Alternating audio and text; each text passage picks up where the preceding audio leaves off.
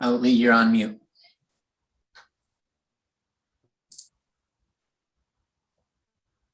Hold on, Lee. There you go. Okay. Good evening, everyone. My name is Lee Shoemaker, and I'm the City of Eugene staff representative for this meeting.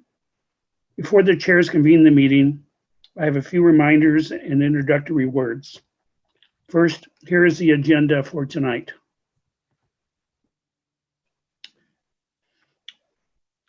The purpose of the Active Transportation Committee is to advise the City of Eugene staff and community organizations and partners on implementation of Eugene's pedestrian and bicycle strategic plan, and to represent community and constituent interests in transportation planning decisions, and to provide feedback to staff on projects related to walking and biking. Eugene staff will consider recommendations from the Active Transportation Committee, along with input from other community members of the public during the decision-making processes. Please keep in mind that this meeting is being recorded and live streamed to YouTube. All verbal and written commentary will be held in the public record. Tonight's meeting will begin with a 10-minute public comment period. The public comment period is an opportunity for individuals to speak to the Active Transportation Committee on transportation-related issues. Each person will have 3 minutes to speak. To indicate you would like to speak, please use the raised hand feature within Zoom now. The chair will call you when it is your turn to speak, and staff will unmute your microphone at that time. When it's your time to speak, please give your name, city of residence, and for Eugene residents, your ward or neighborhood. At any time during the meeting, you're welcome to ask a question using the Q&A function or use the chat feature for discussion with other attendees and committee members. Comments will be monitored and recorded. Anyone making inappropriate comments will be restricted from the live portion of the meeting. Questions will be answered at the chair's discretion. As a reminder, all civil speech supports everyone in feeling comfortable sharing their perspectives and opinions. Let's give one another the respect of courteous and civil speech tonight. And with that, I'll hand it over to the chairs to convene the meeting. Fabulous. Welcome all. It's great to see you tonight on Zoom, and I'm looking forward to this meeting. So first of all, I don't see any of the attendees with their hands up, but I'll give it another moment. If any of the attendees would like to make public comment, please do raise your Zoom hand now. Okay, seeing none, I'm going to move us on. So the next item is to approve the April 8th meeting summary notes. So do we have a motion to approve those notes?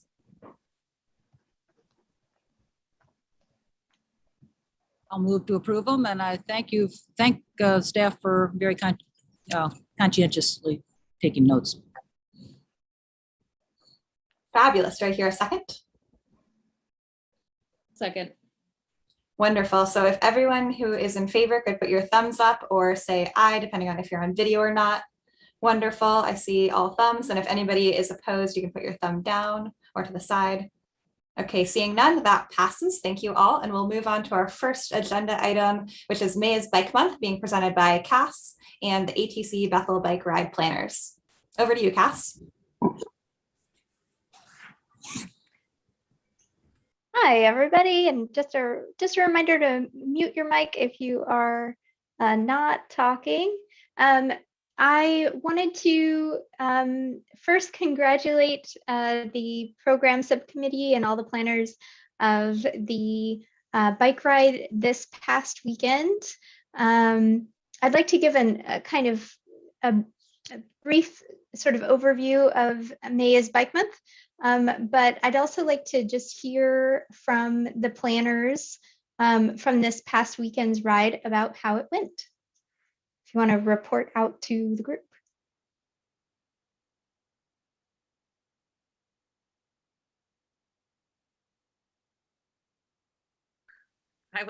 I'll report out to the group.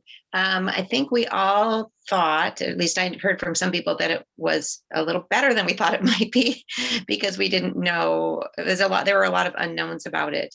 but the group really worked together well to plan it. I think it was a nice way to spend time together and get to know one another a little bit more. And I think we all agreed. Well, we haven't talked yet. We haven't debriefed it, but I think the sentiment was that we were glad we had it in that neighborhood.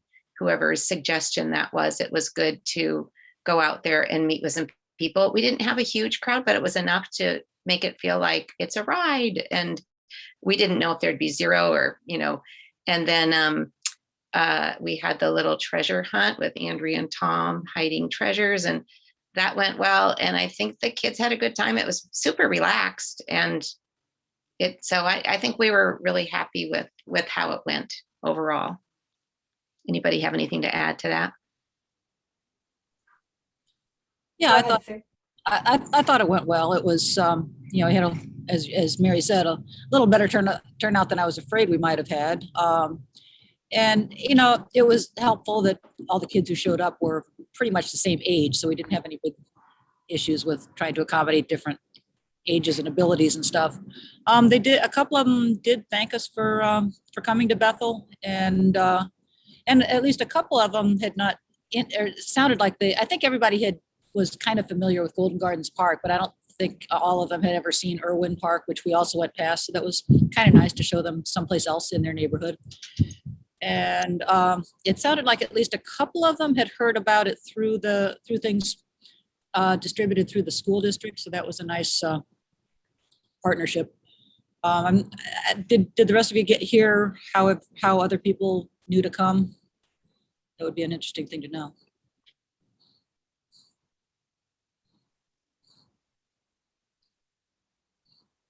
Not seeing anybody else Yeah, I didn't. raising their hand. Anybody want to pop in? Danielle? Yeah, I think that would have been helpful actually to ask people where they had heard about it, definitely, so that we know what to do next time. But yeah, it was super fun. It was super fun to see a parade of kids on small little bikes all coming towards you. It was awesome. Well, thank you, everybody. I mean, just like the ATC, groups around the community are planning events this month and doing their own learning along the way, just like you all are. And I was so happy to hear about the turnout over the weekend. And there are, of course, a lot more events that are still to come this month. Josh Mendez, who is also on the ATC with you all, has hosted a bike tune-up event today and is going to do another one next week in Spanish. In addition to that, of course, we've got the listening session, the mobility justice listening session.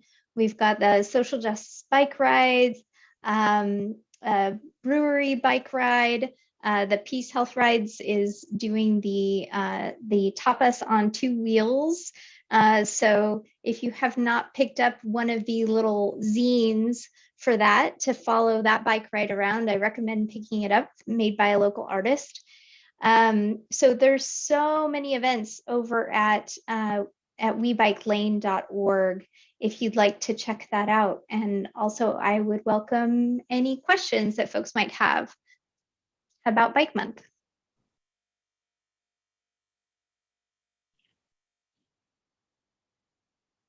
No questions. Okay. Well, so there are over 45 events this month.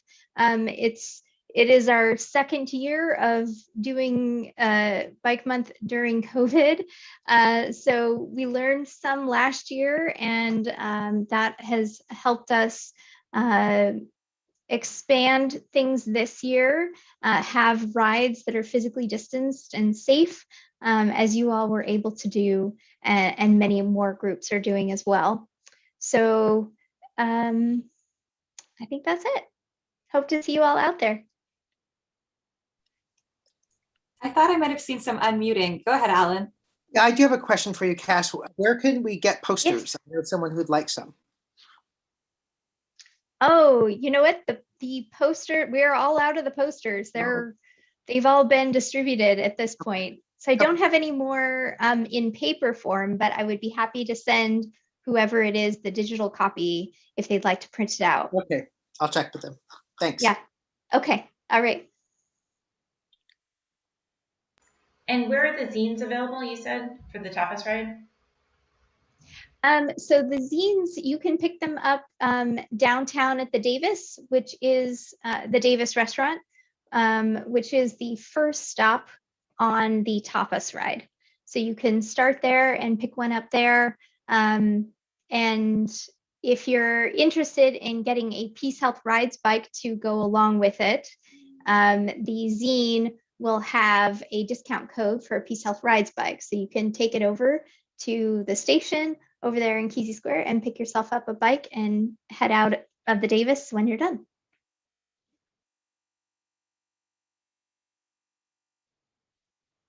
Okay. All right. Looks like that's it. Wonderful. Thank you. We appreciate the update, and it's really exciting to hear about so many events happening this year and that we can kind of have some more hybrid options and in-person options. I know it's giving me hope. The next thing on the agenda is transportation options programs, and this is back to Cass and Shane. Except I see one hand. Sue, go ahead first. I was just going to ask, as an old fart, what's a zine?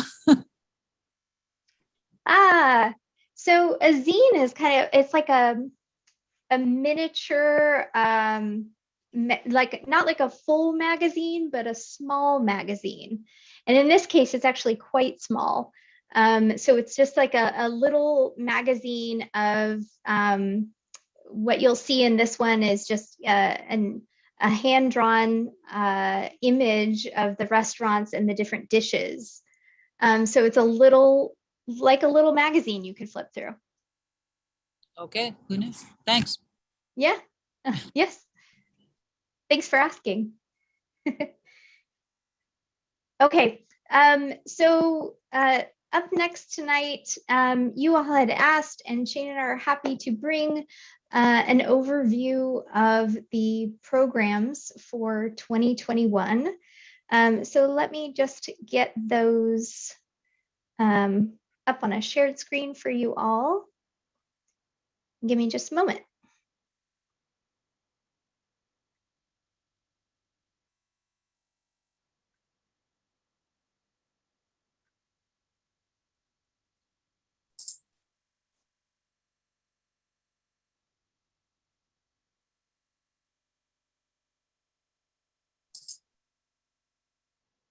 Nope.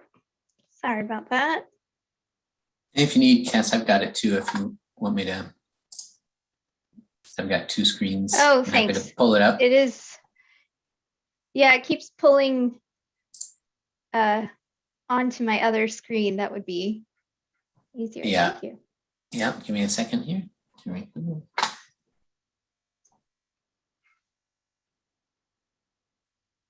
So I'll just begin by saying that this has been another unique year with COVID.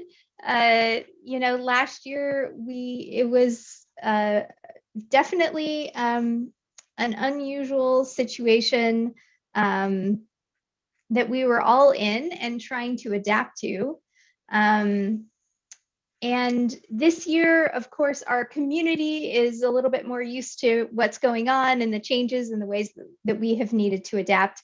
And of course, we are in recovery as a community from the pandemic. So there is just more flexibility happening, but programs as we're used to them in terms of Sunday streets and party in the parks and all that jazz was just a no-go for this year, given the challenging time that we're in.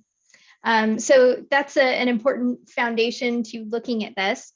The other thing that I would say is that there have been some changes at the regional and state level, some changes that have happened, some changes that are coming that have impacted what we're doing for programming as well. So this has been a year of evaluating what we have been doing, where we're going, and really rooting down for the future growth that we are seeing in Eugene. So Shane, go ahead and go to the next slide. And so I've already talked about Bike Month. Of course, we did Bike Month this year, and we were happy to have a lot more events than last year and do many of them at a distance, online, or set them up in a DIY format for people so that they could explore on their own. And this year we've also brought some additional people to the table at the regional level to plan for Bike Month. And I certainly see it growing next year. So next slide. The next project I want to share with you all is transportation options strategies for a growing Eugene. It is a mouthful. Larissa Varela was here to talk with you about it a few months ago. But this project, just as a refresher, is a project to encourage people to choose walking, biking, and taking transit, and to do that in partnership with employers and developers, specifically just new development, and then also development of housing, so large housing complexes. We want to make it easier for employees of large businesses, residents of large housing complexes, and anybody really in a new development to be able to choose walking, biking, and transit more easily. In the next 14 years, Eugene is expected to grow by 42,000 residents.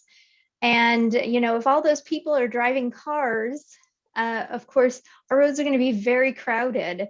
And so we are advocates of active transportation, but also we're facing a situation here where our roads are going to get really overrun if we don't have more people choosing active transportation. And that's what this project is about. So what it's leading to, and Shane, if you could move on to the next slide, is one experiment for the city of Eugene. So locally within the organization of the city of Eugene, we are developing an employee TO program, employee transportation options program. And so what that means is we'll be developing both policy and programs that would support employees making more sustainable choices for their commutes, and also for their daily transportation to meetings and for work out into the community. So this project really does flow out of the transportation options strategies for a growing Eugene project.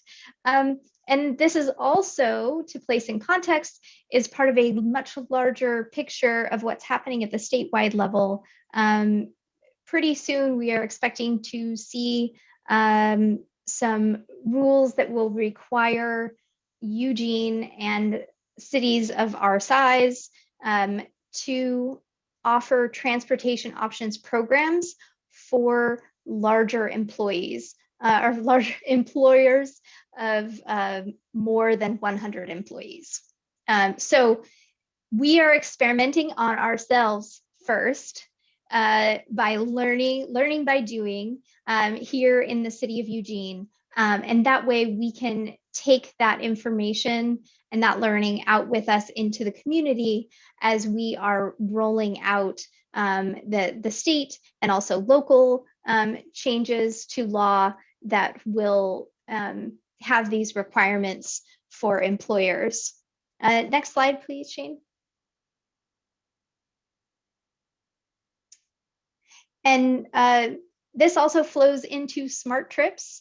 We were already looking at how we could use the Smart Trips program for large employers. And so as we're we're planning for the city of Eugene. We're also planning for how we're going to bring this out to large employers. Next step would be University of Oregon. And we're also planning to use smart trips for new movers. We know that that is a ripe time for people to change their transportation habits. And so we really want to greet all of those 42,000 new residents to the city of Eugene as they're coming in the next 14 years with an array of transportation options and encouragement to try walking, biking, and taking transit rather than driving their cars. What else did I want to say about this? I think that's it.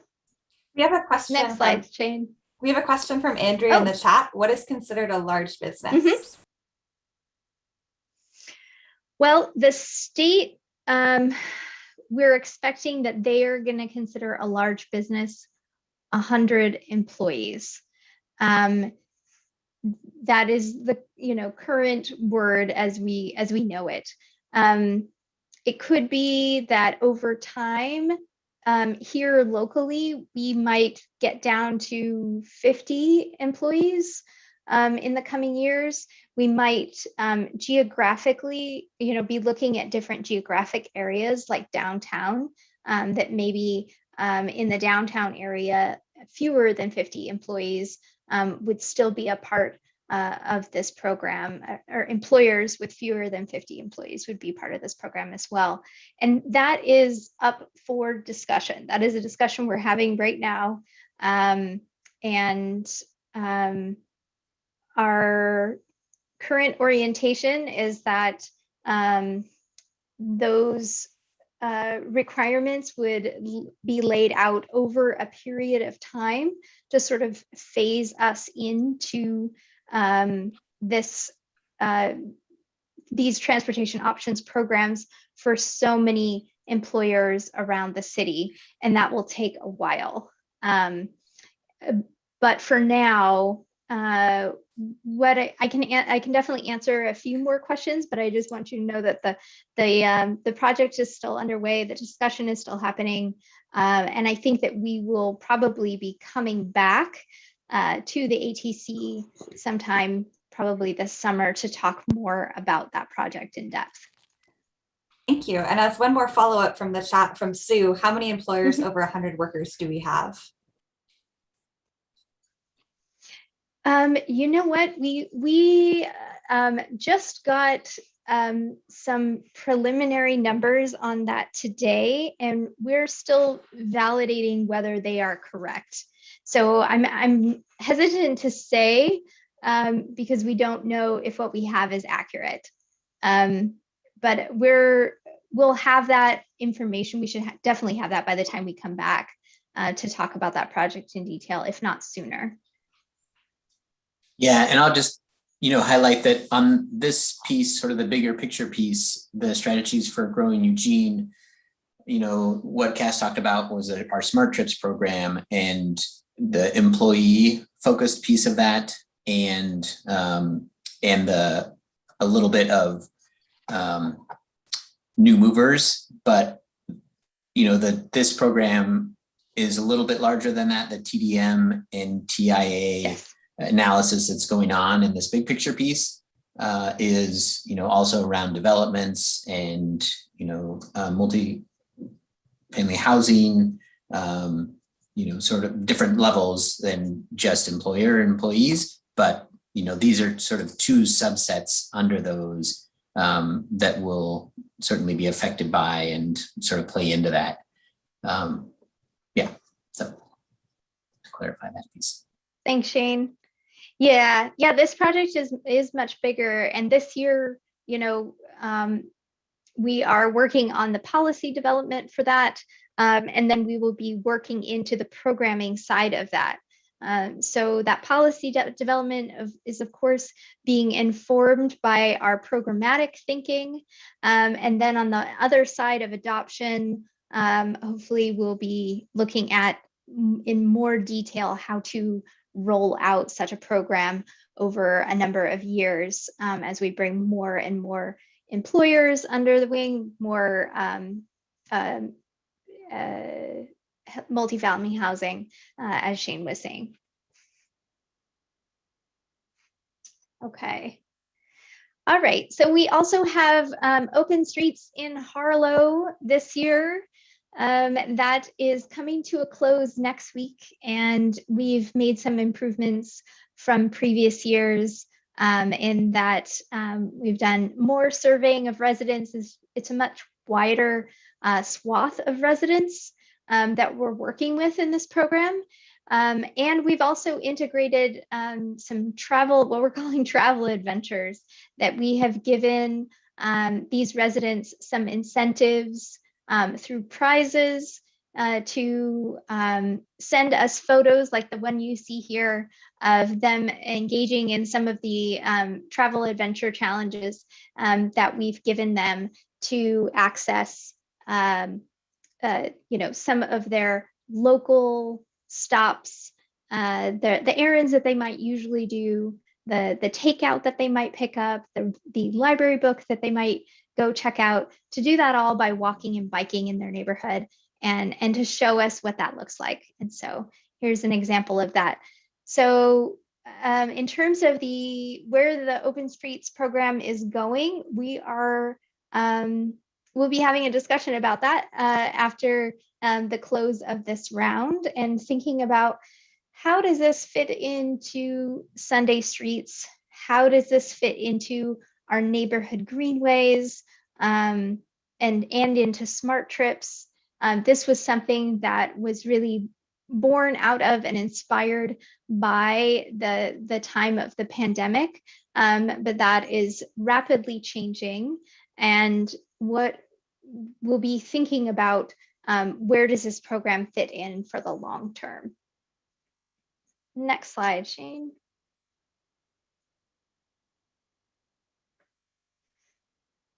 Oh, hey, that GIF is working. Sorry, I thought that was an image, but it's working as a GIF. So we have, you might have seen the Broadway Streatery last year, which is the closure between Olive and Willamette in downtown to open more space for restaurants to have seating outside, and for us all to enjoy some safer space outdoors. And as a result of its success last year, we're doing it again this year. And we've partnered with the organizers of that event to make it more bike friendly. And so when people roll up on their bikes, they will see this roll with care sign here. They will see a sign that says road closed except bikes, so that it's very clear that they can go through. They'll also see some additional bike parking that's right near the edges, so that they can, so anybody can access that right as they come up.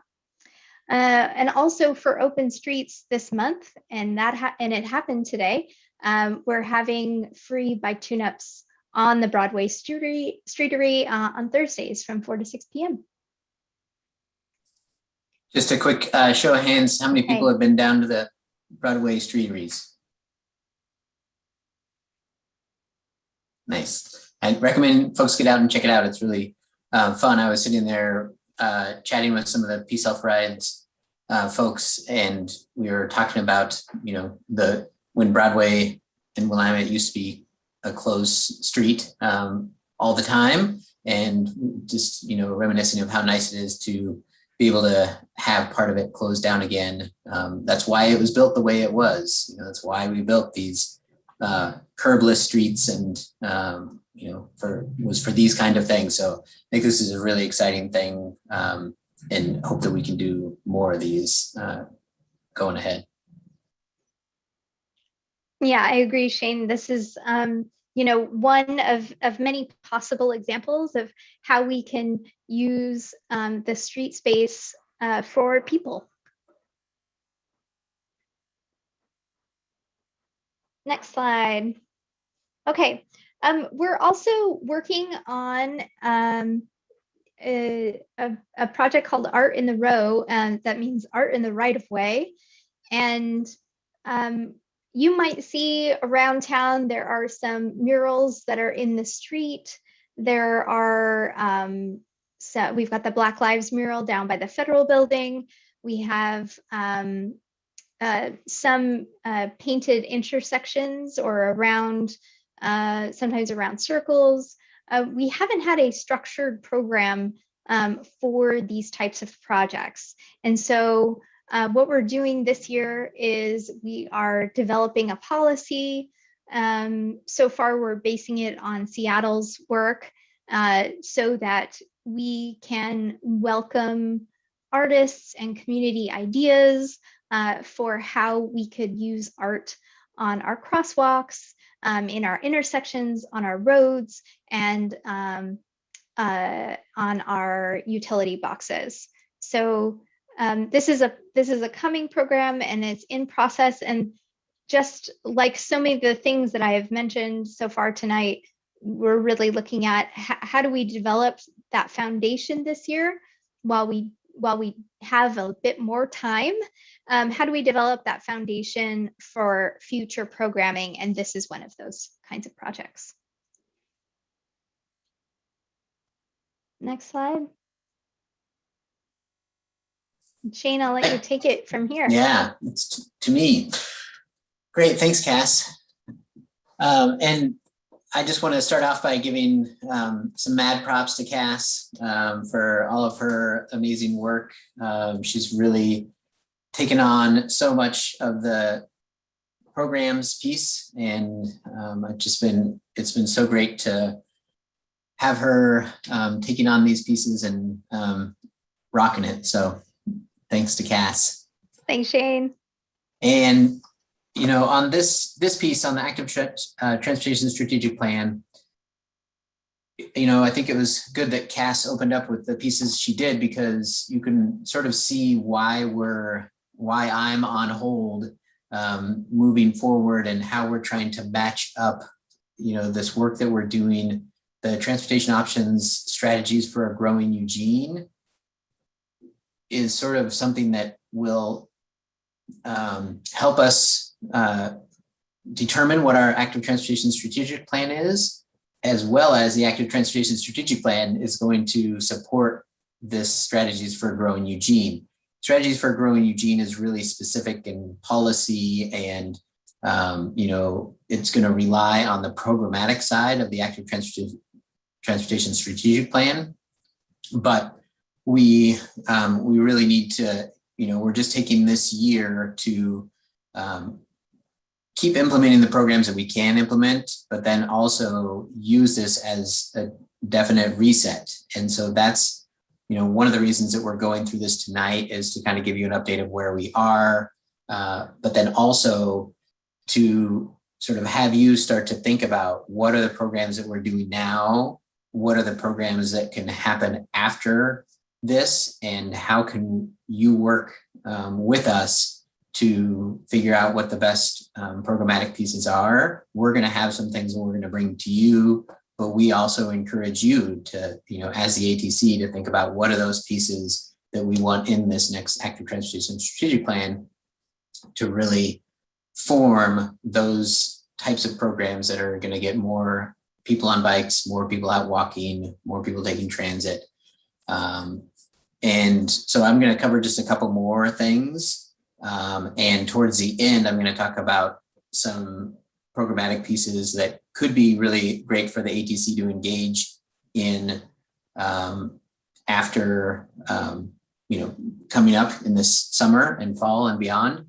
But then I also want to use this as sort of that continuation. And luckily tonight, I think we have a little bit of time that we can talk a little bit about these things a little bit more in depth and kind of get your thoughts and opinions. But I just want to touch on a couple more of these pieces, just continue this rhythm from Cass, that our Safe Routes to School collaboration is multi-pronged as far as infrastructure and programs. I heard from Logan today that the first approval process of the Safe Routes to School Rapid Response Grant on River Road has been approved, and now it's moving to the next step with the ODOT director.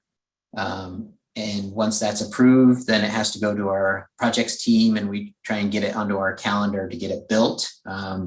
For those in the know on the infrastructure side, our projects team is we keep them very busy, and it might not happen as soon as we would like, but we're going to try and get it done as soon as we can, and they know it's a priority, and they're going to work with us to make that happen. Northeast Livable Streets is happening.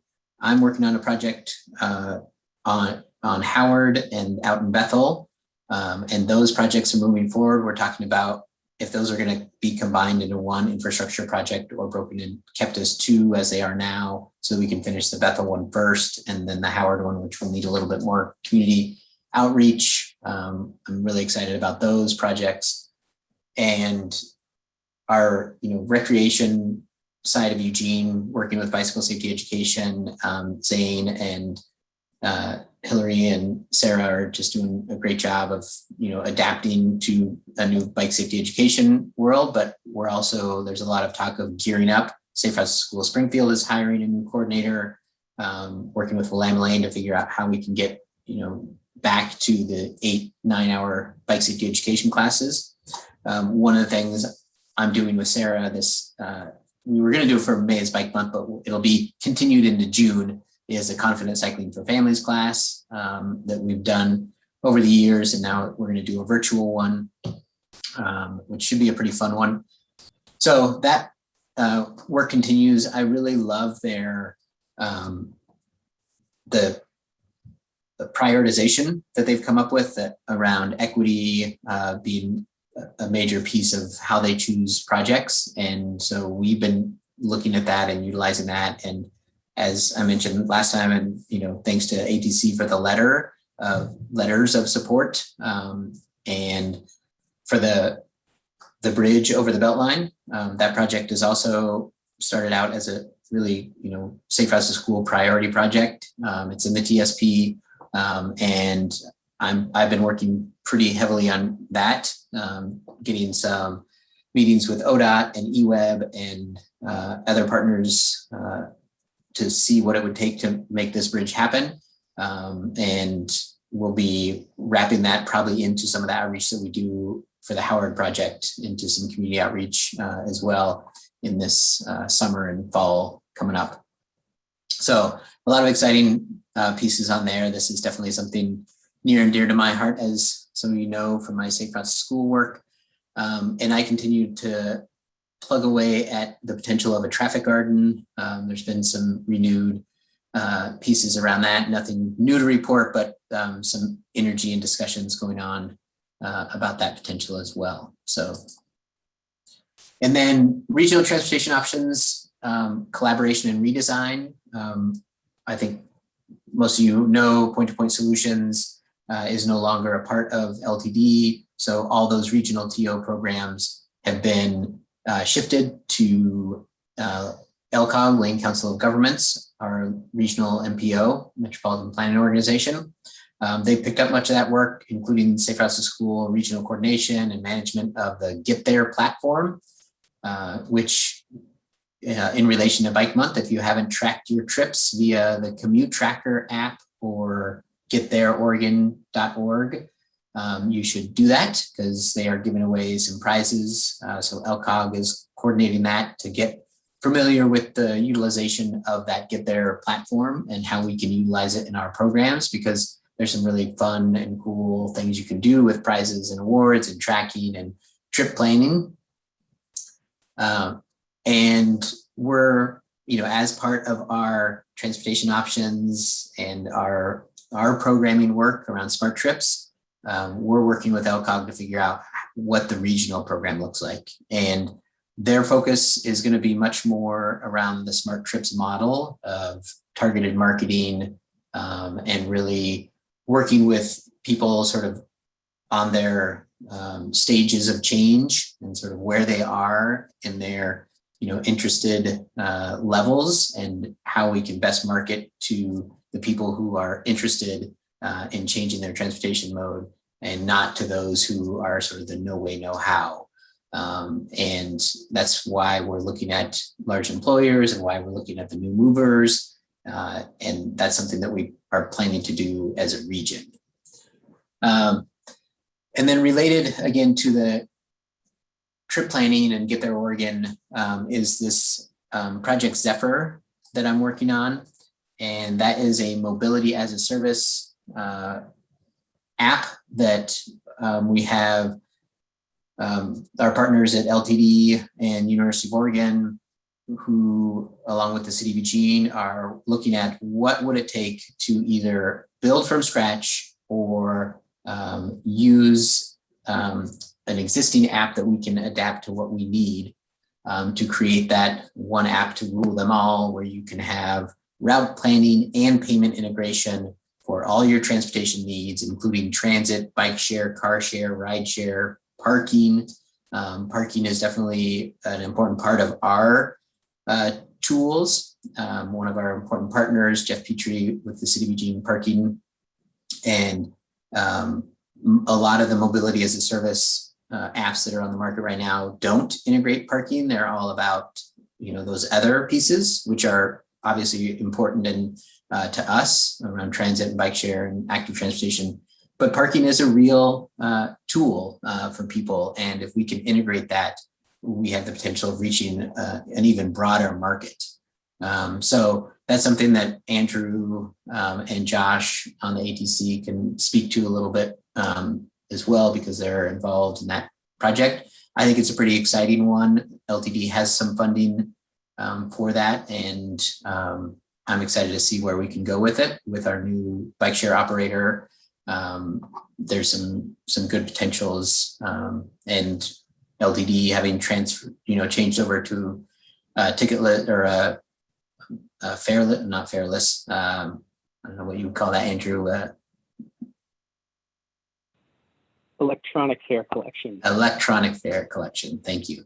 And there are some really good potentials with that electronic fare system, and then the new controllers that we're getting for the bikes that allow you to access them without pushing buttons. So there's some good timing that can happen over the next year or so, hopefully. And speaking of that Peace Health Rides piece, since the last meeting, ATC meeting, it's become official. We now have Cascadia Mobility under the umbrella of Fourth operating our bike share. They are jumping right in and doing some great things. Al Hongo and Brody have been really just phenomenal to work with, and we're still working out some of the minor details of who's doing which pieces, but they've really seen the ridership starting to increase and have really responded to getting more bikes out there. And we got some new old controllers in and are revamping some things as we wait for the brand new controllers and for when we can order those. We're having a strategic planning meeting in a couple weeks and really set the vision for the future. And we'll start working with our partners to figure out timing on any kind of expansion that might happen and any growth.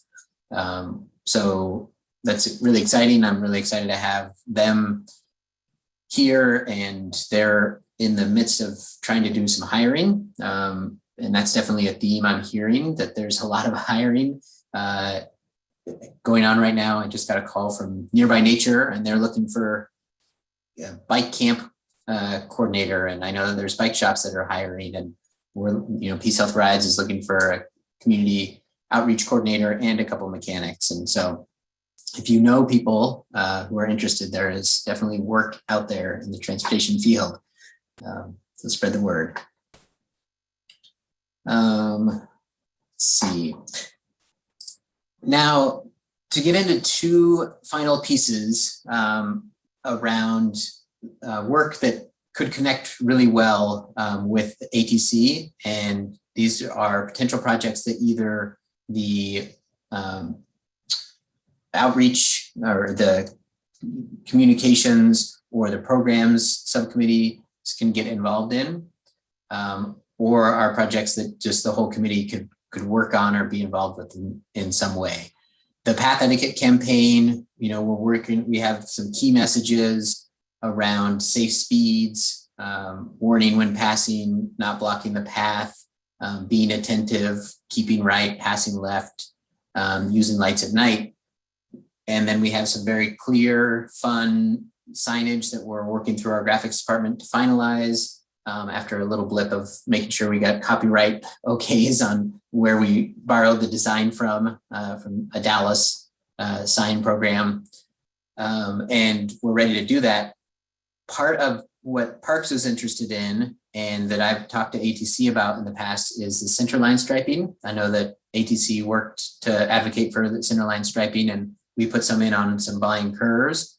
And we've been talking to Parks and are looking to firm up some funding, potentially from the wayfinding project and bond funding that Reed and Lee have been working on to do more centerline striping.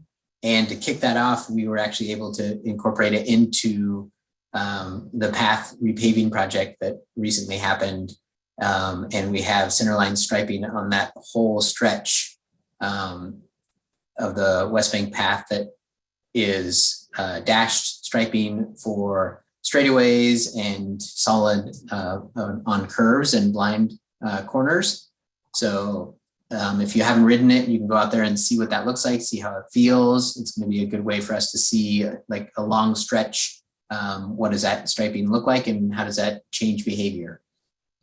Because a big piece of, you know, I think the messaging that we're hearing people need are keep right and pass left, and then speeds. And I think one of the things we're going to need to bring to ATC, and if we don't have time tonight to talk about it in the future, is speed limits on paths, sort of what other communities are doing, what we might do, you know, 20, 15, 17, 12, mixed speeds in different areas, or, you know, speeds in different areas, or you know, a consistent speed over the whole system. So those are some things that we definitely want to talk about a little bit more. And if we don't have time tonight, then that'll definitely be something that we'll be bringing back as we keep rolling this campaign out over the summer. And that's where we could use ATC's help, is once we do that rollout, we might end up doing some community events or some sort of small outreach pieces along the paths, and getting some volunteers out during certain times might be a great thing to help us with that. So we can talk a little bit about that. And then finally, thinking about the 2021 trials coming up in Oregon 22. The trials, I'm not going to talk about too much because it's not really known how big they are going to be. We know that they're going to happen, but they could just be attendee, you know, athletes and family, or they could have a small attendee footprint. But what we do know is that it's not going to be as big as years past. And what we do know is that Oregon 22 is happening, and that is likely to be very big. And so my hope is that over this next year, we get through Oregon 21, or the 2021 trials, and we get ready for Oregon 22. And one potential is that we work with ATC and other community members like BEST and Gears to think about what could we do with some active transportation ambassadors. We know we're going to have valet bike parking, potentially by a nonprofit, but there's a lot of other, you know, besides the volunteer support that's going to need, wayfinding guides, you know, bike ambassadors, leading rides, helping in certain areas. There's a transportation committee that's meeting.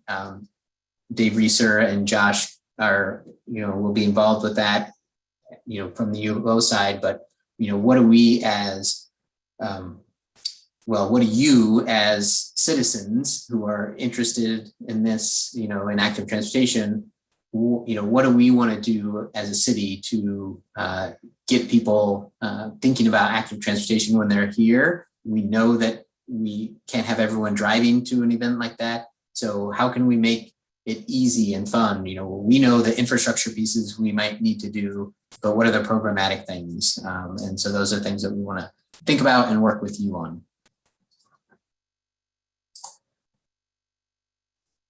And I think that that's good for now.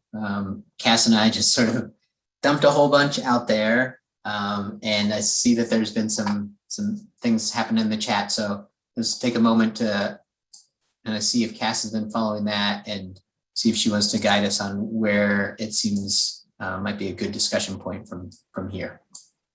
Yeah, it looks like, let's see, Dan was asking about, the center line striping potentially sort of encouraging people to speed, and it feels a little bit less like a pedestrian space and maybe more like a thoroughfare. Dan, did you want to say more about that? Yeah, I don't know. I haven't, this is something I haven't thought about very much. But, in my mind, it's kind of like, curbs and striping on roads as ways of saying this is a space for cars and not for anybody else. And when you take a shared use path through a beautiful park, for example, and you start putting lines on it, then it's like, well, these lines are, very clearly for cyclists, right? And when I'm walking, I don't know, maybe others feel differently, but I feel like it really should be right for pedestrians to walk on whichever side they want, because when you're out there, you are in a place, not in a space. And you might want to be engaged with whatever is on the left side of the path.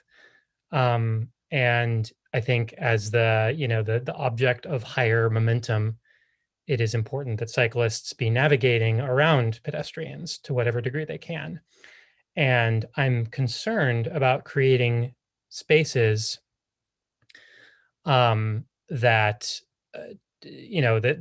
become more less friendly to pedestrians by putting a bunch of infrastructure in them to say this is a cyclist space.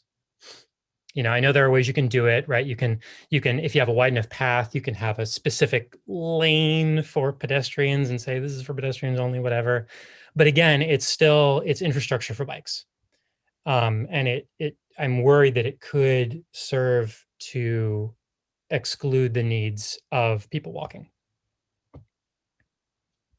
Push back just a little bit on that, just because I wasn't sure about centerline striping either. Like I didn't, I had similar concerns of it feeling more like a sort of a throughway. We advocated for not having centerline stripings on roads because that makes it feel like a more narrow space, and right. But I really do feel like what we're hearing from people is it's pedestrians who are asking for this. That it's pedestrians who are saying, like bikes need to know that they should pass on the left, and and like I see other pedestrians that, walking 3 abreast, and it's hard for, to pass. And, I think that having that clarity of space isn't just about speed. I think it's about creating, a comfortable space as well. So I just want to throw that out there. For me as well, I know that when I ride with my kids when they were younger, it was so much, it's so much easier to say stay to the right when there's something to stay to the right of, like stay to the right of what? Like they know to stay to the right of the yellow line. It was sort of easier kid management too. But I appreciate that, and I would love to hear others if there are other sort of concerns. Sue, I think you had your hand raised next. Yeah, I mean, on that issue, it's hard to engineer civility. I mean, you really just need people to share the path. I don't know that there is a right answer. as far as just in the broader sense, I was wondering, well, we've got a lot of programs. How do you evaluate success? How do you, how do you decide, yeah, this worked well, we should do it again next year. This was disappointing, we need to tweak it, or maybe even not, how do you measure success? And then just a second question, since I live nearby, there's a lot of housing that has just opened on Brian Obie's development over by Fifth Street Market, both the expensive condos, and then I'm assuming that the lower income housing that people are actually living in there.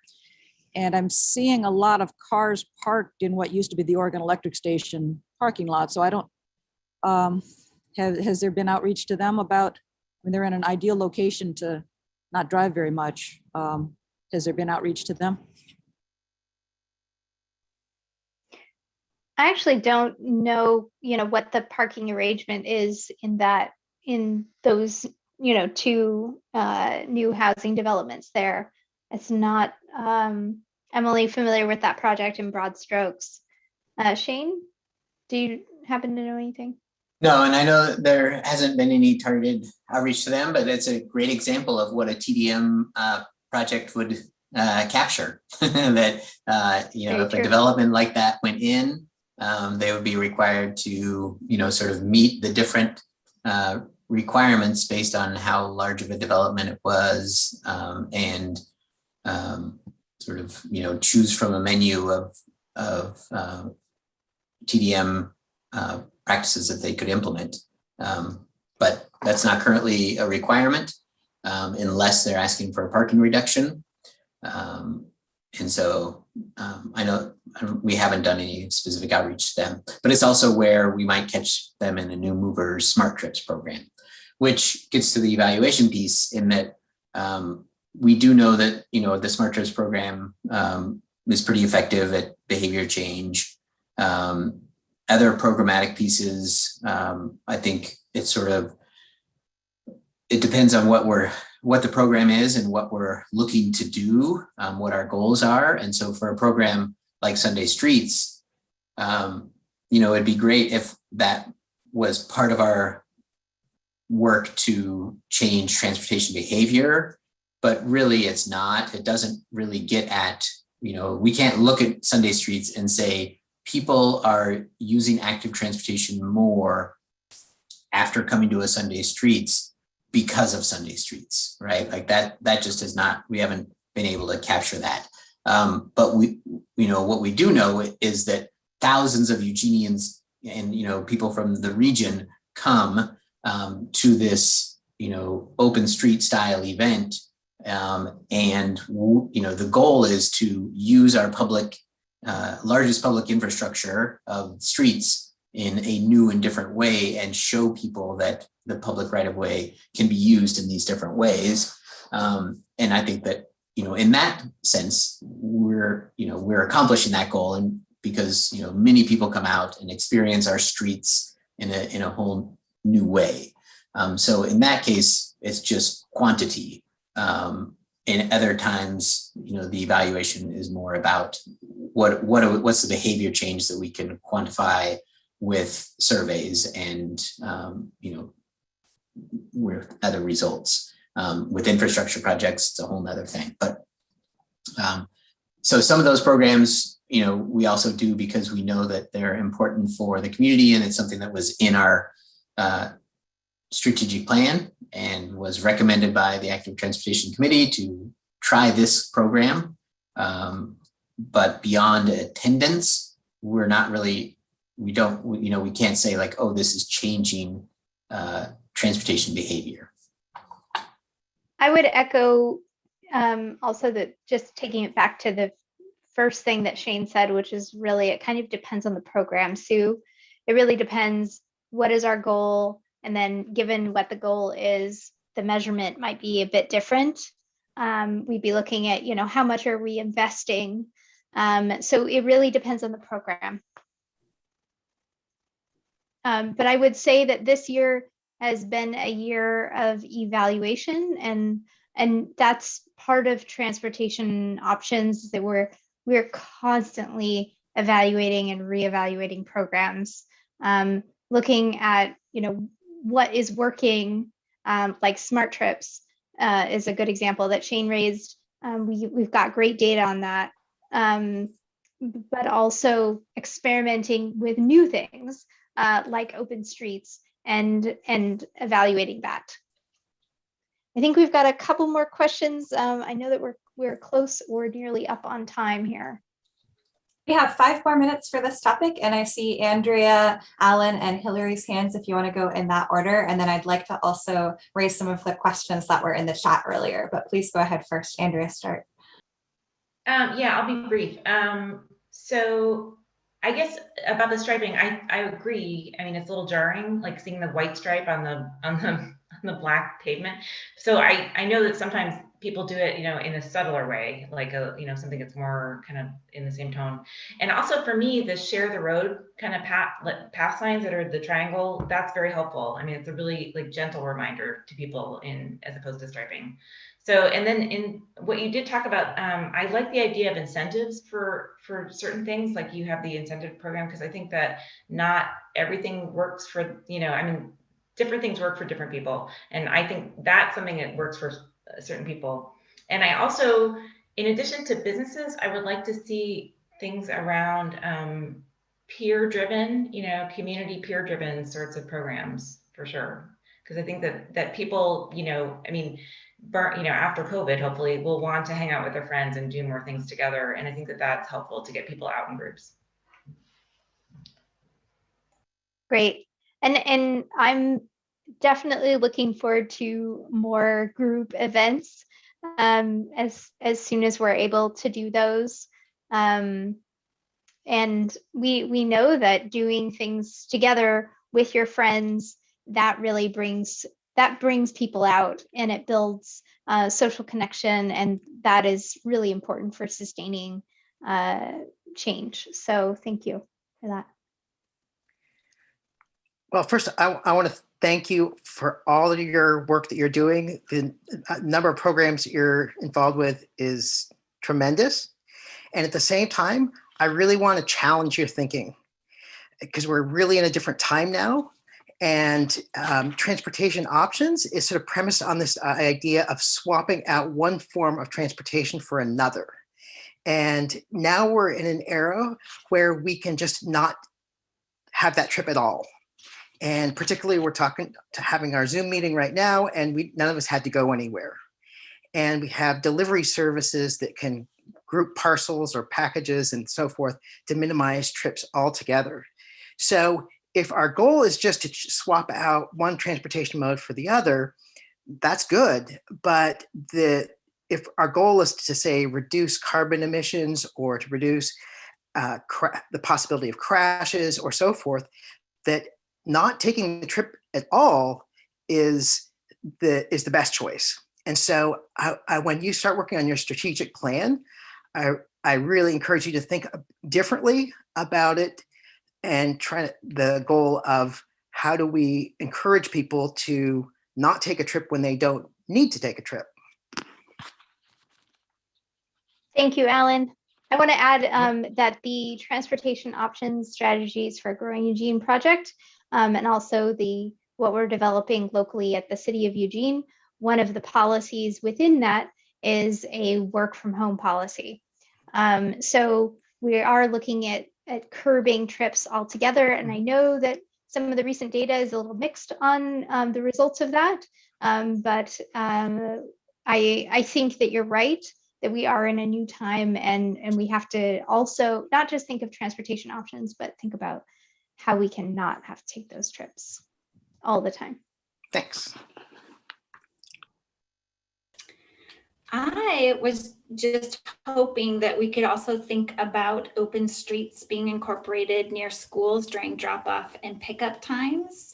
I think that could help address a lot of the safety issues when there's a lot of cars sort of coming in very quickly and then leaving quickly, and there's students crossing.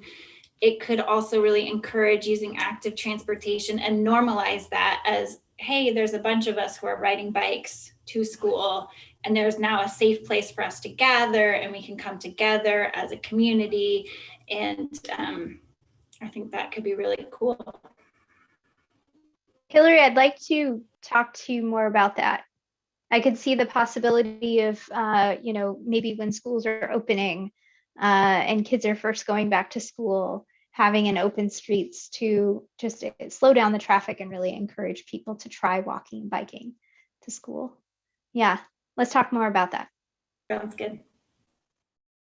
Wonderful. This has been an extremely robust discussion, and there's a lot going on in the chat as well. I do want to make a note for all of us panelists that you can select to send your chat to all panelists and attendees if you want the people who are listening in to also see what you're posting. And then I want to read a couple of the things that I saw that we kind of went briefly past because we got so much information. So there was support for closing Broadway for open streets every year or always. There was a question about where the art in the road right-of-way installations currently are. So if we could get back and answer that question, that would be great. And then a lot of support for including parking in the app for any mobility as a service, mentioning that rural residents might be more dependent on cars for longer. And it's great to show the alternatives to folks who are using parking more regularly. A comment that the West Bank looks great and that Al from the new Peace Health Bikes is a great community partner. So I think I might have missed some, but there are some of the things that I wanted to bring up. And Cass, if you could answer the question about where the right in the way art installations are, that'd be great. Sure. So the art in the right of way is a new sort of policy development we're doing, and the program for it will be in the future. But there are around the city a few places that you can find art in the right of way. There is in front of the federal building. I had mentioned the Black Lives Matter mural that is actually out on the street. We've got some painted electrical boxes in some places. And I think we have at least one traffic circle that has painting on it. Shane? Yeah, I just put it in the chat. It's a 26th and Olive is where one of them is. And then another one is up at 23rd and Garfield. But I'm not sure if that one's pretty faded. It was pretty old. Okay. Yeah, so we only have a few out there right now, and we're developing a program so that hopefully there can be more of them, and they can go through a kind of process of review. And we're thinking about the safety at crosswalks, how the paint on the crosswalk might distract somebody who's walking or not. We want to keep everything safe, and also we want to have art out in our community. Great, thank you. Go ahead, Papa. Yeah, just to continue on that, the art in the row. In terms of crosswalks, I think, Cash, it's a great idea because many a time I've been crossing those crosswalks and just watch drivers go by, not really noticing the black and white zebra crossings. And definitely the brightness of the colors, but also a sign about the pedestrians there, I think would work on slowing drivers down. So it would be great if it's all over the city instead of the zebra crossings we have. Thank you. Thank you. Wonderful. And I wonder if maybe someone on the ATC or one of the subcommittees wants to make a map of the existing art in the right of way, even just a simple Google map, and then we could all go and find it. So that's some food for thought. And then I also wanted to raise one more comment that was from Papa in the chat about maybe speed warning signs as an alternative to a center line on some of those shared use paths, and mentioning that pedestrians are present and that could be helpful. And then also the comment that a narrow path might be more important to have the greater need for that center striping. With that said, I know there's probably more comments, but I do want to move us on to the next topic, which is the Camas Ridge School Safe Routes to School City of Eugene coordination. And I believe Shane is going to kick this off, and then we might have some ATC members jump in as well. Yeah, well, actually, I wanted to open it up to ATC members to see, to help guide this and sort of see what ATC wants to get out of this discussion, and here to help answer those questions. Then I also going to check in with Sarah really quick, because I see she's an attendee, and I want to see if she wants to join into the discussion. So Mary or Julie, you want to sort of kick off discussion? Okay. Well, this is an interesting topic for the ATC. And I think Mary and Sue and I are all, fairly involved in it, are involved as community members. We're not speaking as the ATC. We're very clear that we're doing this as community members, but we know that the ATC would be pretty interested because it is obviously a transportation issue.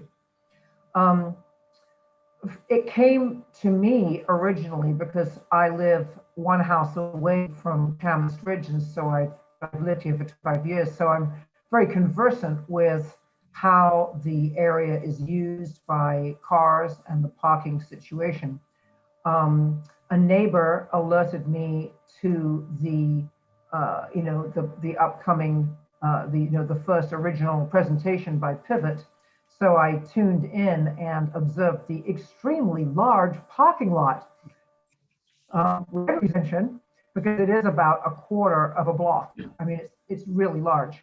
It is probably 3 times larger than the existing parking lot, which was just built about 11 years ago. Prior to that, there was no parking lot at Camas Ridge, and everybody got by just fine. The parking lot, as I observe it, the one that exists now, is never full, except in the very rare occasions when they have a all-school event where all the parents, everybody is there. And then it fills up, as do the streets. It was an interesting issue to me, for me to see this much money and this much space being devoted to parking was a little like, you're buying a family car and you decide you probably need a school bus because twice a year you're going to take your kid's softball team out. So you're going to buy a school bus all year long. You're going to drive your school bus all year long because you might need it twice. And so that's what the parking lot looked like to me. I had some conversation with Shane, and I also, then had a conversation with the school board president, Mary Walston, who actually asked to speak to me on another matter concerning sustainability. So we sort of got into it a little bit. And, it was an interesting discussion, which I won't really go into, but it's, it's clear that this is a really, really, really large parking lot, which nobody wants.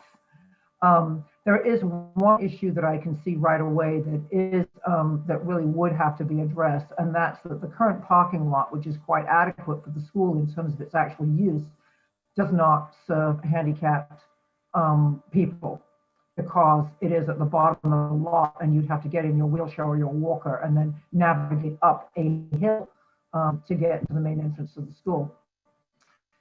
The bigger issue for me personally was that if we're going to educate, if we're going to spend our bond money, which this school is paid for by our bond money, it's $4 million. It's a huge piece of expensive infrastructure, and I know my taxes, a great deal of them go to 4J on my property taxes. So I feel that the community has a stake in building infrastructure that serves the needs of the future, not the needs of the past. And people driving their kids to school when they live within walking distance is just one of those things that's kind of obsolete. And I feel that it's really important that the school celebrate and emphasize the facilities around parking and around bike and pedestrian arrival, and de-emphasize parking, so that you're helping educate children and parents for the future. And that's a bigger discussion that I've had with the school board president and hoping to continue, is how does 4J help parents and students look at arriving at school in different ways. And we sort of got into methods like, anytime, and at the beginning of every term, when you enroll a child, you get a letter saying, we really encourage you not to drive your child to school. Here are the, here's how you can connect up, so that you just reinforce the message all the time. So there is another open house coming up on May 26th. I think there's been a lot of feedback around the size of the parking lot. There are also kind of other issues that parents have, but I felt that it was, from my point of view, I'm not a parent anymore with a child in school. I just want to focus on the transportation issues. And so I'd be, and I understand that Edison managed to get a waiver, or they are not put it, I'm not good at the minutiae of planning, so, but I understand they're not building a parking lot. So my hope is that with over time that we can help 4J really think about making schools places where active transportation is really celebrated, so that we educate future citizens for, take their place in the world. So Mary and Sue, I really appreciate you chiming in here. That was kind of our big picture, and, chime in. I want to say that the school that's there currently has been there for, I think it's 70 years. I think it was built right around 1950. So 70 years. So we're talking about a school that's going to be here for another 70 years, if not more. And this is the way they're making it. And not only this school, but there are going to be other schools in the future, and there are going to be other buildings in Eugene that also follow this. And so it's like, stop, to me, it's like, don't do it, because it's setting precedents all over the place. So it's not just about this parking lot. It's about transportation in Eugene and how we say we're going to get around. It's about our values. So I think it's a really important thing to jump in and get on top of. And I think that at that open house, they're going to break up into chats to talk to the architect. Now they're going to present an updated plan, and we don't know what that's going to be. Maybe they've shrunk the parking lot considerably, but we don't know yet. But I think we're going to need to have enough people there who understand about the issue, so that when we go to meet our individual architects, we can speak to it. And we know we got some good information today from Lee and Shane about what the requirements are for bike parking and for car parking. And so we need to go in with that information. And I think if we have 10 people or something who are well equipped to talk about it, then I think we can cover our bases. But to me, this is an all hands on deck kind of a situation, because we're talking about the future right here, right now. Thought I would just add, I don't know if you had a chance to read Mary's letter, but or the piece that she wrote, but 4J is an important participant in Eugene's climate recovery ordinance, the transportation system plan. They really are a major player, and they need to, we need to really urge them to do their part. I don't think we can reach our transportation goals without the school district changing the way kids and parents behave. And that was, a topic that I addressed with Mary, was that, the plan that we're looking at doesn't meet Eugene's goals and the stated goals, and yet you're a partner. And, one of the issues obviously has been that COVID has made all these kind of meetings between people much more difficult. Lots of things have kind of got by the wayside. So my understanding was there was a meeting between 4J and Sarah Maderi and Mary Walton, and to talk about, having more regular contact. But I don't know that, and I followed that up with an email saying, well, does that go down to the staff who are actually working on things? Because sometimes it seems like, when you have an institution, two big institutions, the top management may have a communication, but it may not filter down to the people actually doing the work, so that when information should be shared, or when people should be getting input, or that is much more difficult to make happen because it hasn't been explicitly laid out. And I don't know if that's true or not, but it seemed that that's something that often happens. So it seemed like that was a possibility. But I do agree with Mary and Sue that, I really want to see us build things that meet the needs of the future. And most kids live within walking or biking distance. And I would like to see a safe routes, coordinator in every school, not just one Sarah who has to cover a zillion schools, but somebody who is there to really, really help parents and children, because it's a hands-on kind of a thing. And there's only one Sarah, and there's a lot of schools. Thank you all. I see, Alan, you have your hand. I do want to note we don't have very much more time for this topic. I think we could give it another 5 minutes or so, but I do want to have a time for the Safe Routes to School and staff folks to share as well. So Alan, please go ahead and then let's switch gears to them.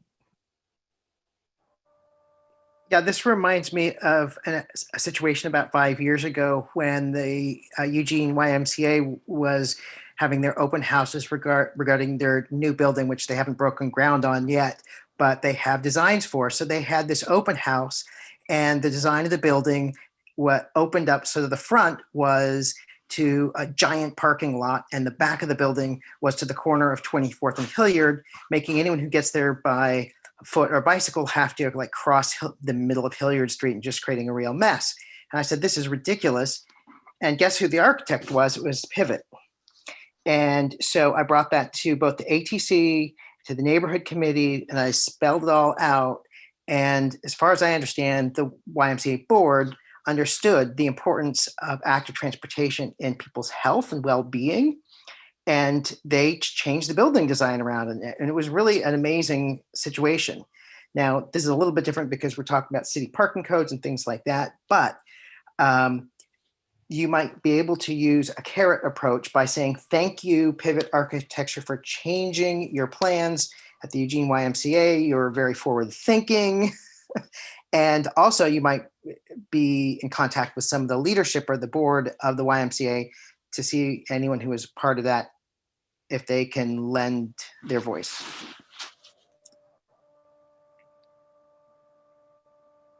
Thank you. And I will also note that there are some numbers in the chat from several comments ago about the code and how much parking is required versus how much they're planning on putting in and how they could reduce it by using transportation demand management.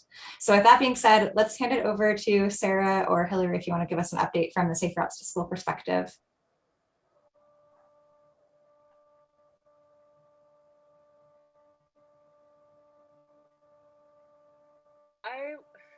I have not been able to have very much communication with facilities about this project, unfortunately. Can you speak up? Can't hear you. Yeah, sorry about that. Is that better? Yes, thank you. Okay. I have not been able to have very much communication with the facilities department about this, and I have not had a chance to communicate with Pivot architects at all. I have been trying, and I have passed on what I have been hearing from community members and my own thoughts and what I've points that staff and I have discussed. And I was told most recently that I would probably like some aspects, I'd be pleased with the new design. So my sense is that even though it may not feel like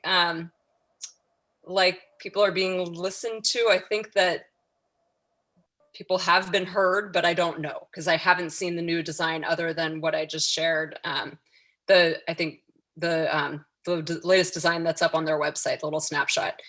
I will say though that in terms of the size of the parking lot, the response that I got from facilities when I asked about it and why build up to the maximum that code allows is that is the #1 complaint that they always receive about new school buildings is that the parking lot is too small. And I have heard the same thing from many principals, not many, but I've heard the same thing from principals that they get complaints about it. And so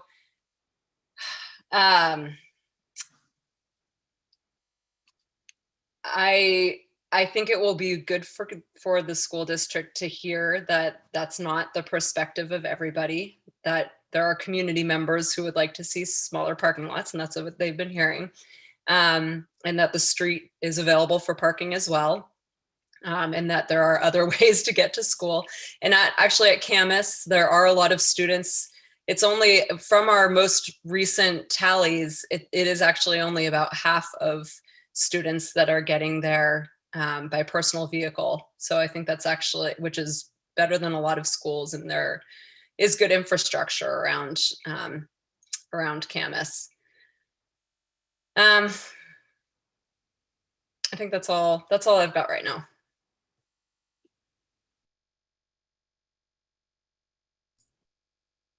Hillary, is there anything you would like to add? Otherwise, we can hand it back to Shane and staff to provide your perspective on this as well.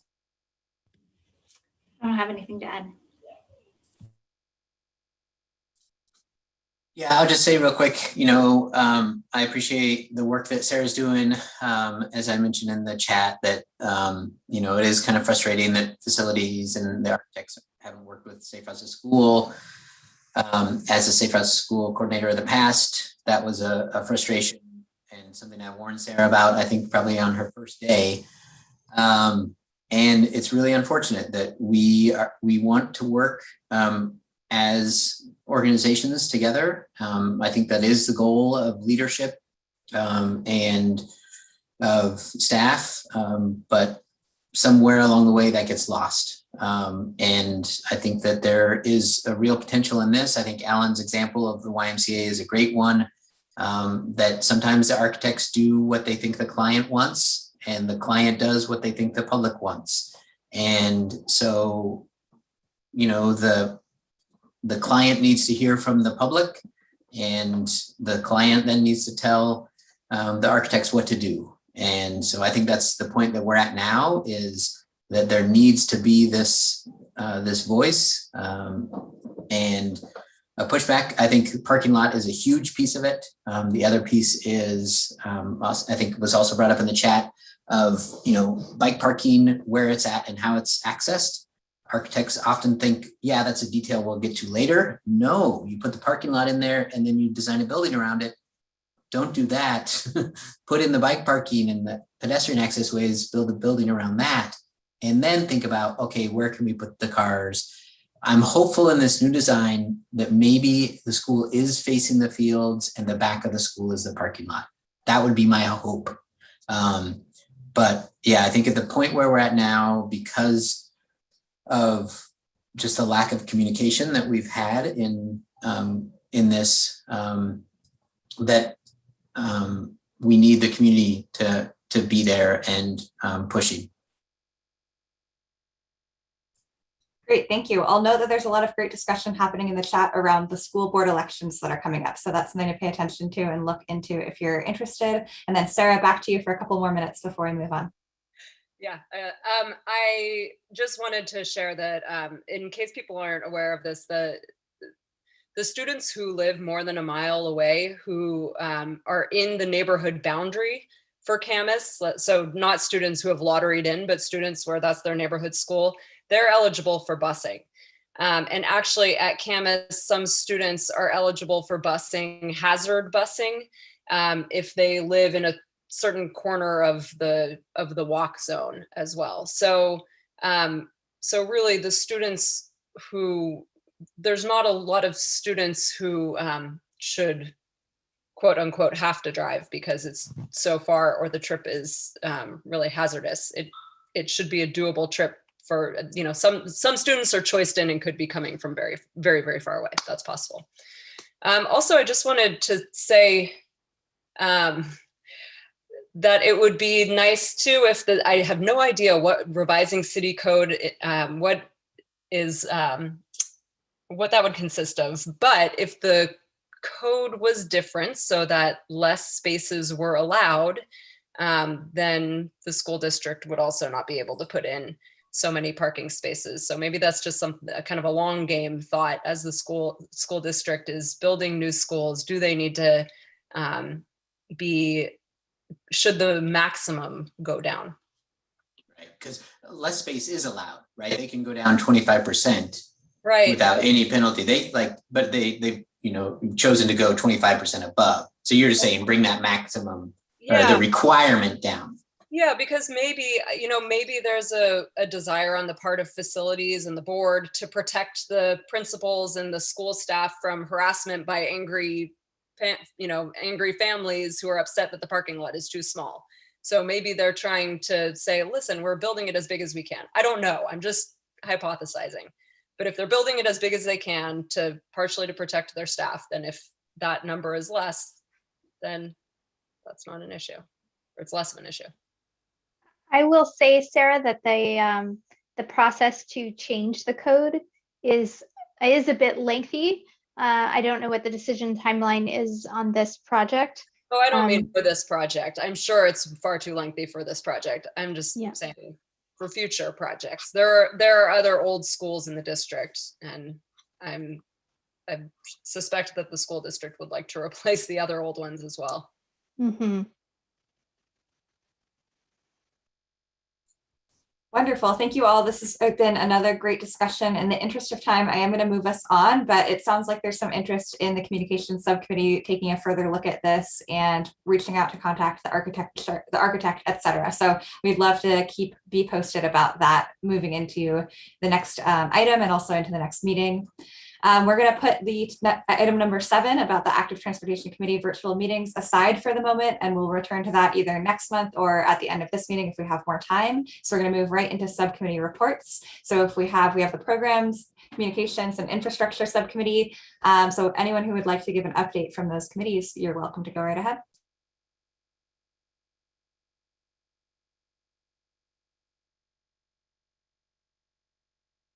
I'll make it easier. Let's start with programs.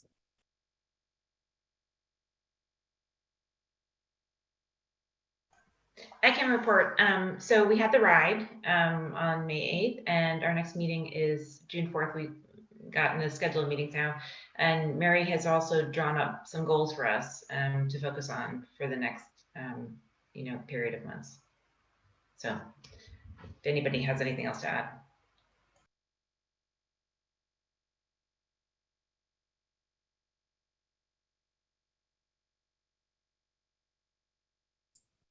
Okay, hearing none, let's move to the communications subcommittee. And I see that there's also some questions in the chat about whether the ETC would like to take an official position on Camus. So maybe during this conversation about communications, they can also entertain a motion around that.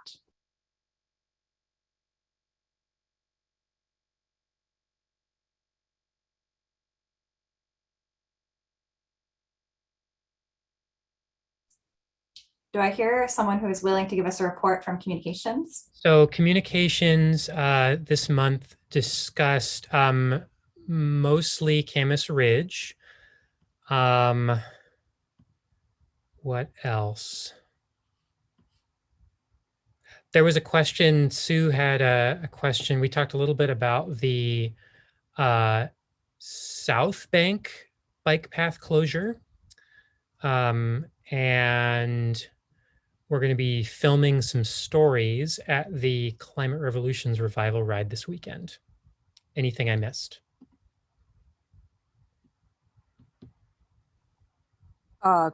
Quickly, as far as the South Bank thing, Reed did write an extensive email back to my question about why when the part of the South Bank Trail that's been closed for a couple of years now by the old eWeb property is finally about to open, why are they now closing it to build the part adjacent of it to continue down to the Frohmeyer Bridge?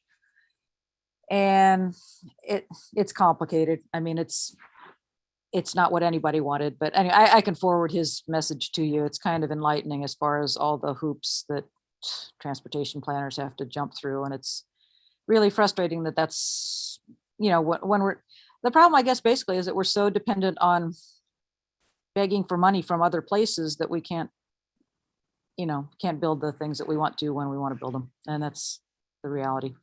So they're working hard. It's not the way anybody wanted it to happen, but it's the way it is.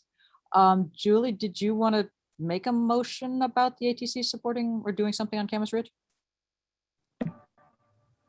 I would love to make a motion saying if the ATC, I didn't know whether it was sort of politically correct or, for us to do that, but would it be, so before I make a motion, is it possible for the ATC to, 1, take a position on it, and 2, have that go to the architect, the facilities, the school board, and et cetera? I mean, how does this work if we take a position?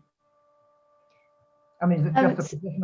Because the position I'm thinking is a position with a letter, and who does the letter go to, and what's the protocol around that? Because it seems like it can get a little complicated. Shane, I don't know if you have any history on this, but my perspective just from the city manager's office background would be that the ATC is a departmental advisory committee, and its purpose is to advise the Department of Public Works on transportation planning decisions. Yeah, and this so is a little. Yeah, this is the gray area that happens when there's advocacy work that needs to be done, and an advisory committee is passionate about it. Yes, I definitely have experience with it. I've been on both sides. I thought you might. Yeah. I mean, one thing you can do is to write something to staff and say, we would like to encourage you, and whatever you want to do, whatever you want to encourage us to do or focus on or whatever.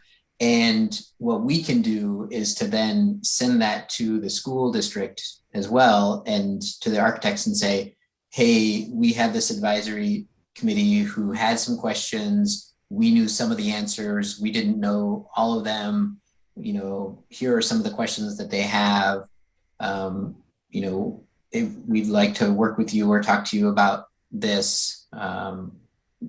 So I think if you wanted to send a letter to us, and then separate from that, as citizens, you're encouraged and welcomed to write letters and send things as individuals, to work with advocacy organizations, etc. But as the ATC, you advise staff, and there's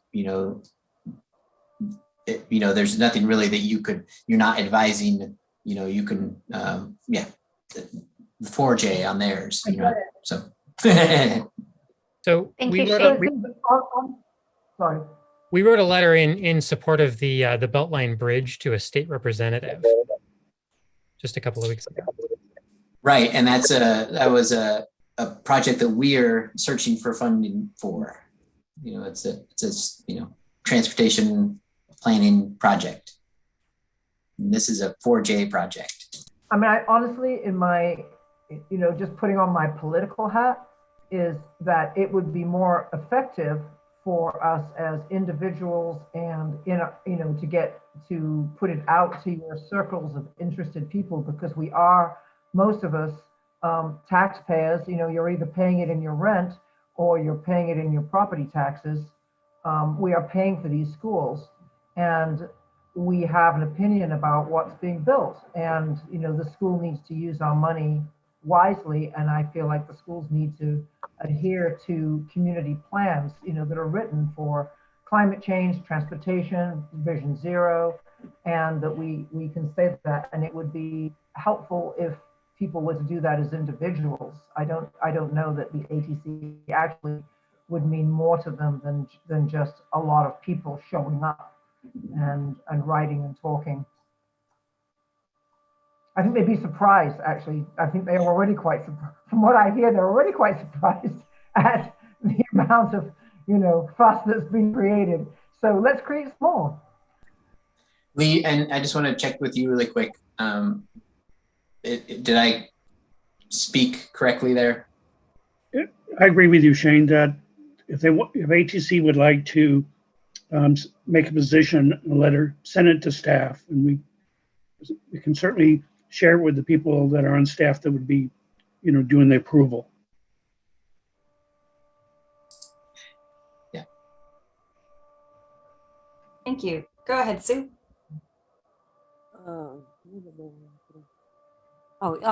Yeah, I agree with Julia that speaking as individuals is probably the most important, but I don't have any problem with our proposing to encourage staff to communicate with 4J the importance of promoting active transportation, and that we have this transportation options system that we'd love to work on as some sort of demand management program with you.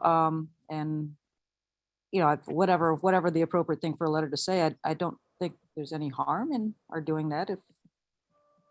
Is there? I see Mary and then Steve's hands.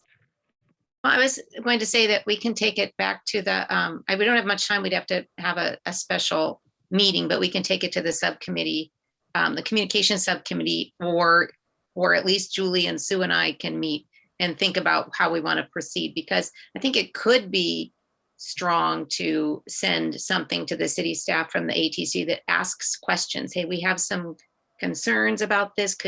These are our questions. And I think that would say a lot about what we want to know and what we disagree with and what we're concerned about.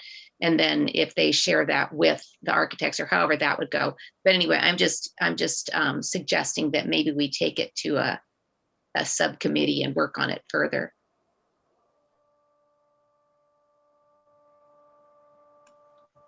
Yeah, and I would just add, I would like to amplify maybe what I think Josh just wrote, and that is one thing we could do. That intersection, I bike through there all the time, through University and 30th. There's a lot of traffic on 30th. There are a lot of cars on University. It's a rather dangerous intersection. And what the architect is saying with their plan is we expect to double the amount of traffic, automobile traffic that we have today.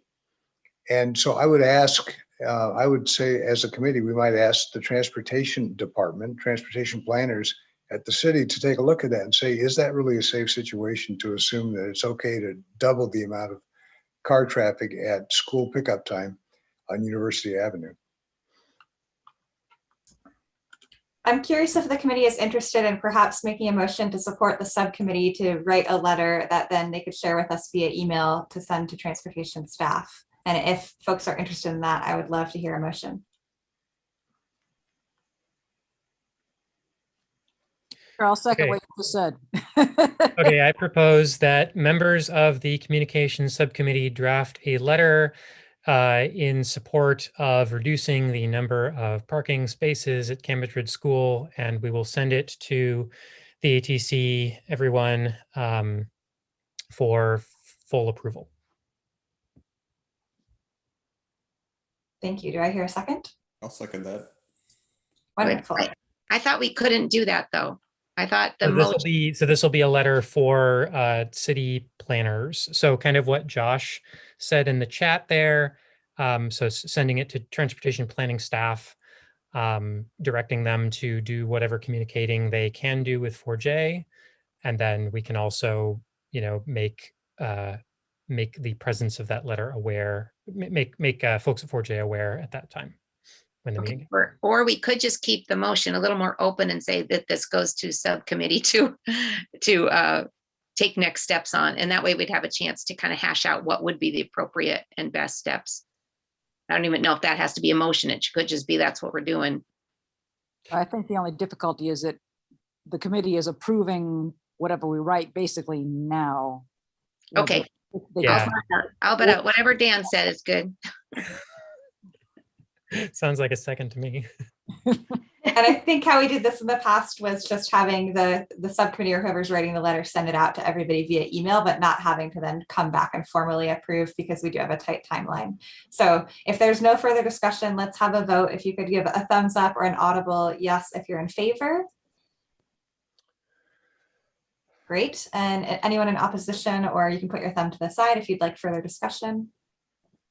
Okay, so seeing none, that passes. Thank you all for that discussion. Now moving on, let's go into the infrastructure subcommittee report. Sounds good. I can do a quick recap.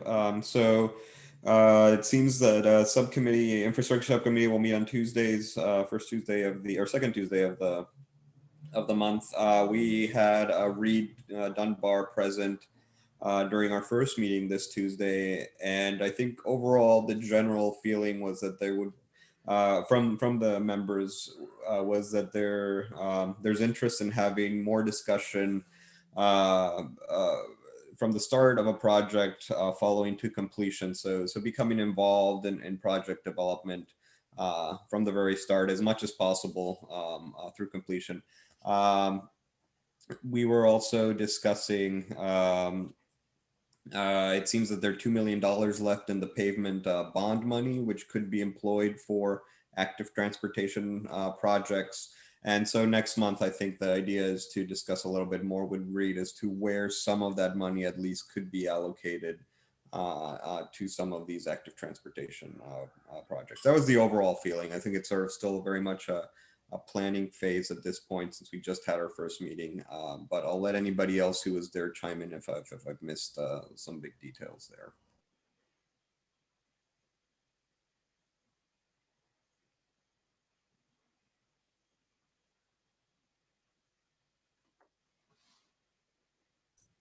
Okay, well, that sounds great. Thank you for the update. And if we could take a quick moment, Bryce, I know you're here from BPAC, if you would like to share anything, if you're still here. Bryce just talked. Yep. Oh, yeah. Still here. I don't really have anything to share at the moment. I'm on the infrastructure subcommittee. We've got one of those with BPAC. All we've been talking about really is bike parking, I guess you call it, where to put bike racks, that's the word, possibly bike lockers. That's kind of all we've been working on lately.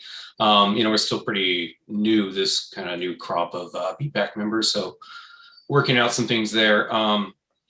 I see you guys are pretty busy with a lot of your plans for 2021, and some of those are definitely interesting to me. I will pass on some of that to other members of the BPAC and just kind of see, if there's any kind of collaboration interest there and just following some of those things.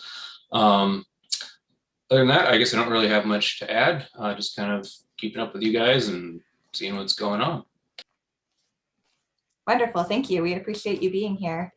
So we'll move on to the next part of the agenda, which is information share and project updates. And I'd just like to take a moment first to get the voices in the room who we haven't heard from tonight. So I don't think we've heard from Anne or Josh K, Pete, anyone else who I might have missed. So if any of you have anything you want to share or comment on from what we've talked about so far, please, we could take some time to do that.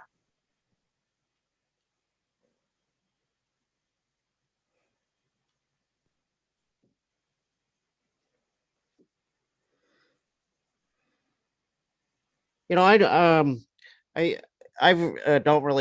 have any kids in the school or have any lot of connection with the school district and stuff, but I do know some people up in that area that do have a kid at Camas Ridge, and I'll reach out to them and see what they think about this, because this I didn't even know they were rebuilding that school, to be honest, until the email the other day. So I'm going to pass on what's been said here to them and see what they think as parents. Wonderful, thank you. I'll open the floor to anybody who would like to do any information shares or project updates. You're welcome to just chime in or raise your hands.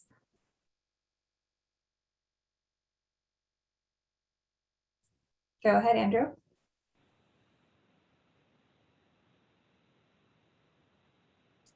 I don't think we can hear your audio.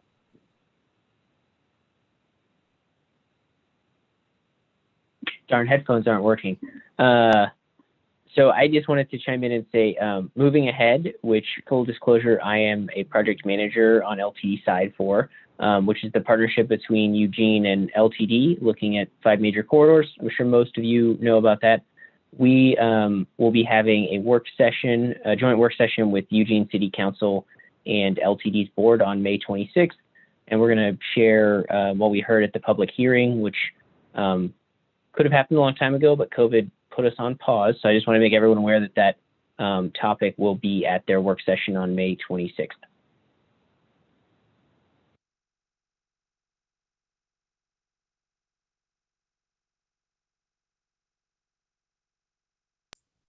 Go ahead, Andrea.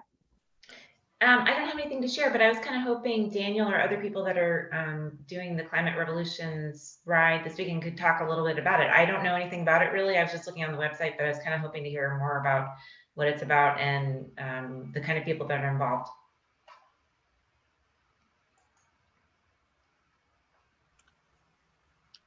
Well, I'll jump in. It's it's combined with 350 Eugene meet and greet, which hasn't happened in person for, I think, over a year now. So that's going to start at 12:30 on Sunday at Monroe Park.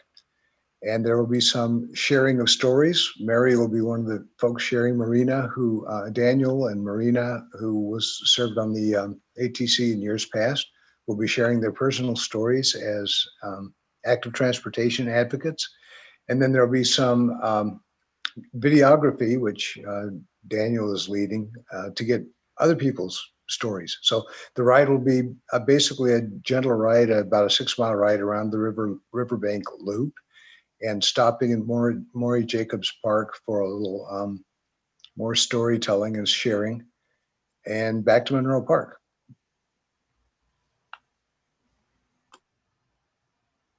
Yeah, I'm not a videographer and I have no desire to be a videographer, but I'm going to start it and then hopefully someone better than me will pick up the torch. But yeah, I'm hoping to get some footage of folks who live in Eugene and Springfield talking about how they use our infrastructure and how they get around and what changes they want to see. So we'll hopefully be producing some short things and some longer things to go on the internet and get people engaging. I'm kind of envisioning these sorts of videos accompanying future city projects and different kinds of campaigns that Climate Revolutions is working on, but also things with the ATC. So we'll kind of see what it turns into.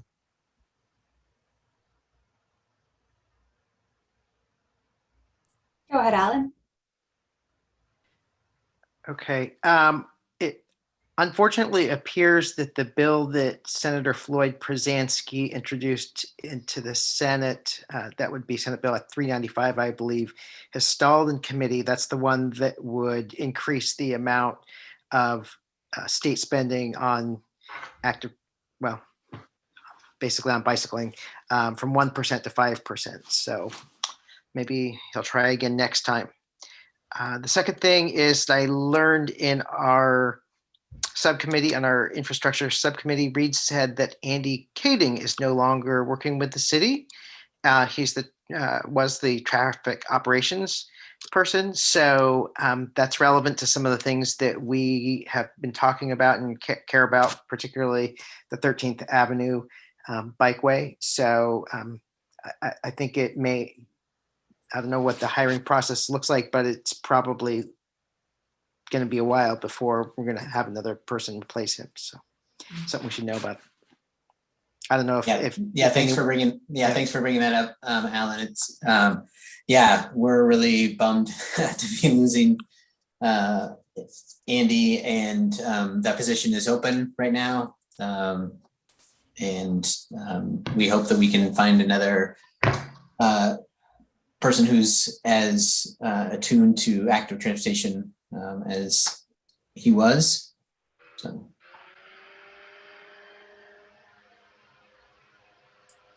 Go ahead, Daniel. I read that Reed attended a meeting last month with some River Road residents at River Road and Park Avenue. There's some townhouses there. There's a connection from Park and Avenue. There's some good crosswalks there to the West Bank path that I guess is closed right now because it's private property and there were some issues. I was curious to hear more about that. I can't say too much. I don't know a whole lot. It isn't private property. It's public right of way. It's public access. And Reed did meet with the property owner and some folks from planning and police and neighbors, and there was some really good discussion. And Reed had met with them a month or two ago and decided that, okay, we're going to let this stay for a bit until we can gather some more information and really look at what the issues are, because there were some community safety issues for them. And so is this the best way to address it? It's definitely cutting off some access. There are other access ways but that aren't as direct or convenient or safe, maybe. And so it's starting to go through a process, and it may end up as a legal process, but we're hoping we don't have to get there. But Reed is working on that project to hopefully get that back open, figure out what needs to happen to do that. Cool. Well, yeah, if there's any updates, I would appreciate hearing about that. Thank you.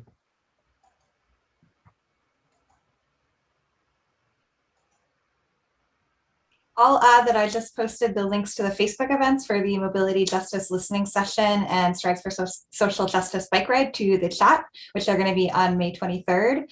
And I will follow up with all of you with information about that again via email. And I would love to get confirmation from folks about whether you're able to attend so we can be planning accurately with COVID. So I'll follow up with all of you individually. I know I first emailed you all as a group just to check in about that event, and looking forward to seeing some of you there. Do we have any other info share or project update items? We have 5 minutes left, so I think we'll wait to get back to the talk about virtual committee meetings until next time.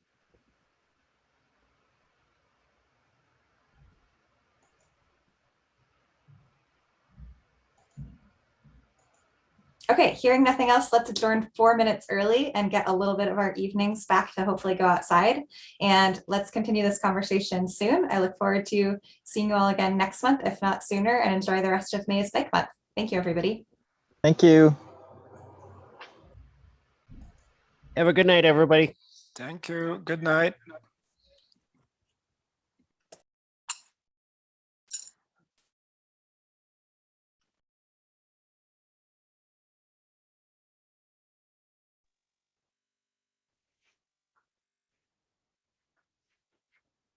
Hey, Shane. All right. Hi. Bye. Good night.